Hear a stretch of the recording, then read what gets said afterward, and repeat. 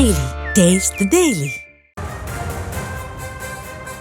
திமுக MP கதிரானந்துக்கு சொந்தமான Kingston கல்லூரியில் தாக்கல் செய்த மனு தற்போது தள்ளுபடி செய்யப்பட்டிருக்கிறது. அது குறித்தான அண்மை தகவலை பார்த்துக் கொண்டிருக்கிறோம். கிங்ஸ்டன் கல்லூரியின் சர்வர் ரூமுக்கு வைக்கப்பட்ட சீலை அகற்ற கோரிய மனு தற்போது தள்ளுபடி செய்யப்பட்டிருக்கக்கூடிய அண்மை தகவல்.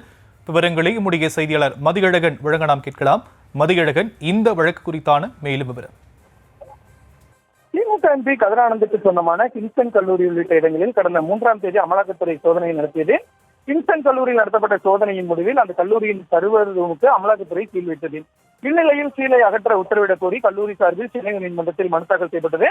அதில் அமலாக்கத்துறையின் சோதனைக்கு முழுமையான ஒத்துழைப்பு அளிக்கப்பட்டதாக கூறப்பட்டிருக்கிறது.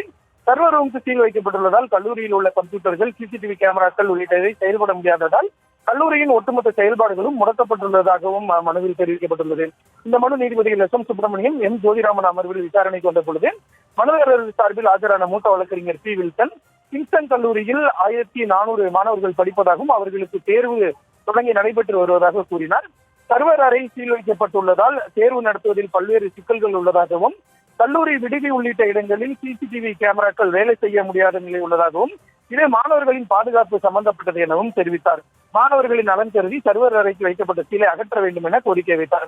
அமலாக்கத்துறை சார்பில் ஆஜரான சிறப்பு வழக்கறிஞர் என். ரமேஷ், சோதனைக்கு சென்ற பொழுது தங்களுக்கு ஒத்துழைப்பு அளிக்கப்படவில்லை எனவும், சர்வர் அறையின் சாவியை கூட கொடுக்கவில்லை எனவும், கார்பெண்டர் உதவியுடன் தான் அறைகள் திறக்கப்பட்டதாகவும் கூறினார். கல்லூரியில் இருந்து 2,50,00,000 ரூபாய் கைப்பற்றப்பட்டுள்ளதாகவும், சர்வர் ரூமில் இருந்த கம்ப்யூட்டர்களை ஆய்வு செய்ய ஒத்துழைக்காததால் தான் சர்வர் ரூமுக்கு சீல் வைத்ததாக கூறினார்.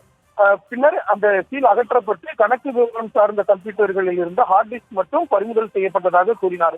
இதற்கு பதிலளித்த மனுதாரர் தரப்பு மூத்த வழக்கறிஞர், சோதனைக்கு ஒத்துழைப்பு அளிக்கவில்லை என கூறுவது தவறு எனவும், பாஸ்வேர்டு உள்ளிட்ட தகவல்களை தாங்கள் அளித்ததன் அடிப்படையிலேயே அமலாக்கத்துறை சோதனை மேற்கொண்டதாக தெரிவித்தார். இதனையடுத்து அமலாக்கத்துறையின் நடவடிக்கைகளுக்கு கல்லூரி நிர்வாகம் ஒத்துழைக்க வேண்டும் என உத்தரவிட்ட நீதிபதிகள், இதற்கு மேல் எதுவும் தேவைப்பட்டால் சட்டப்படி நிவாரணத்தை பெற்றுக் கொள்ளலாம் என கூறி இந்த மனுவை தள்ளுபடி செய்து உத்தரவிட்டனர்.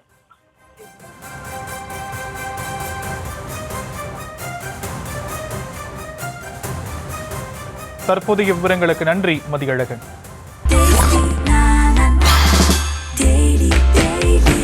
Taste Daily.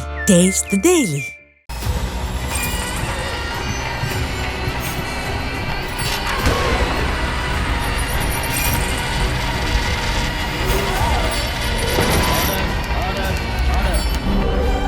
நிகழ்தகவு குற்றங்களின் மறுபரிமாணம்.